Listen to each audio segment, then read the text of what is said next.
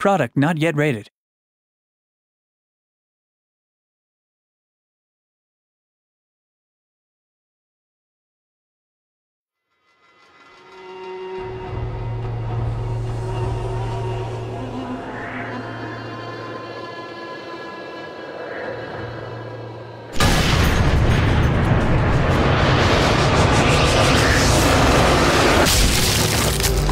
The Killcam is a key part of Sniper Elite. We introduced it in the first game as a way to track the bullet in slow motion from the player's gun all the way to their target.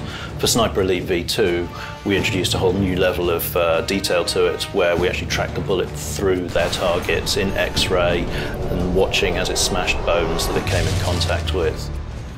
And for Sniper Elite 3, we want to take it a step further to really take advantage of the power of the new consoles and what we can do on PC. So the X-ray Killcam is triggered if the player gets a really good score, and that's based on whether the enemy's moving, the range of the shot, and also the area that the player's aiming for on that target.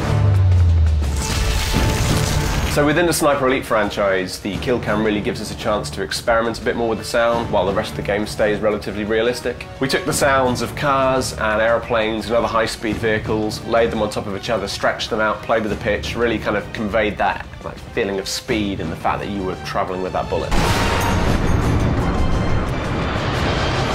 The Killcam is kind of like, think of it as layers of an onion, and you're peeling those away, and the X-ray is all about the bullet travelling through.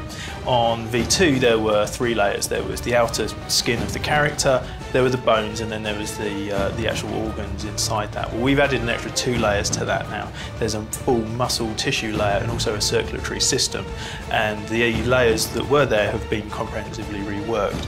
So there's a difference with when the bullet hits the bone over the Killcams we had in V2. There we had sort of predefined areas where the bone could snap because we had to set it up all beforehand. But now the bone can actually fracture dynamically, so the fracture will occur in the bone at the exact point of impact with the bullet. We now actually have 3D mesh particles as well, so there are blobs of blood which will come out, which again, instead of just being little 2D images which are laid onto the screen, these are actually 3-dimensional, give more shape. So the whole thing sort of just comes together to give you a greater sense of the bone shattering in a more realistic manner. One of the key reasons for going into all that detail is to illustrate why people were so frightened of snipers in World War II, or indeed in any conflict. The damage done by a sniper bullet is considerable, and so we're not flinching away from that, and we're showing to the player what it is that they are doing, playing as Carl Fairburn himself, the elite sniper, why the enemy is so frightened of him. So obviously the money shot of the Killcam is that final bullet impact, and we really wanted to get across the kind of breaking of bones and the splitting of organs and that tearing of muscle and sinew. So we took a little trip down to local grocers and bought all manners of fruit and veg and spent a few days snapping them and twisting them, breaking them, squishing them between our hands to get the squelchy and cracky noises that we needed for all of the bones and organs.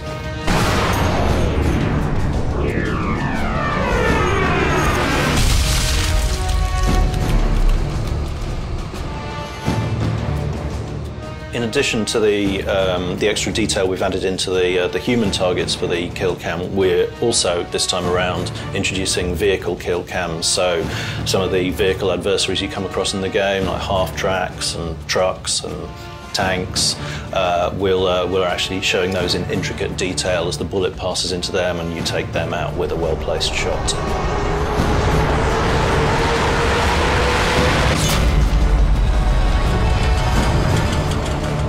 We're really pleased with the way everything's coming together, and we're looking forward to showing you more of what we've been talking about in the run-up to the release of the game.